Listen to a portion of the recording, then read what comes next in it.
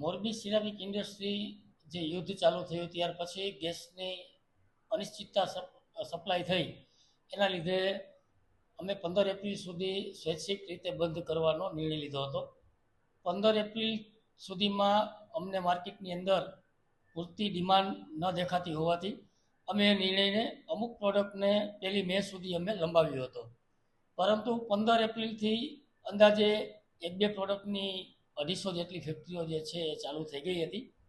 બાકીની જે ફેક્ટરીઓ છે એ આજે બધી ફેક્ટરીઓ ચાલુ થઈ ગઈ છે. અંદાજે અત્યારે 575 ફેક્ટરીઓ જે છે એ આજની તારીખમાં ચાલુ થઈ ગઈ છે. બાકીની જે બચેલી ફેક્ટરીઓ છે જેમના લેબરો કોઈ અત્યારે આવ્યા નથી અને રસ્તામાં હોય કે 2-4 દિવસથી આવવાના હોય તો એ બધી ફેક્ટરીઓ આવનારા દિવસોમાં રાબેતા મુજબ ચાલુ થઈ જશે. આપણે ગેસની સપ્લાય અત્યારે કેવી રીતે મળી રહી છે? પૂરતા પ્રમાણમાં ગેસ મળી રહે છે? ગેસની વાત કરીએ તો અમારી પાસે ગેસમાં 2 ઓપ્શન હતા.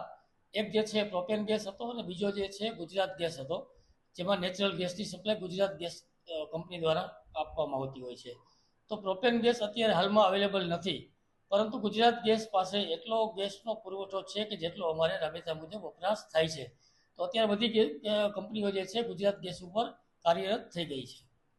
એક્સપોર્ટમાં અત્યારે આપણે એક્સપોર્ટ શરૂ થયું છે કે એક્સપોર્ટમાં અત્યારે એક્સપોર્ટ આમ જોવો તો ચાલુ જ હતું, કેમ કે અમારી પાસે એક્સપોર્ટના મટીરિયલ બનાવેલા હતા, એ પણ લોડિંગ ચાલુ હતા.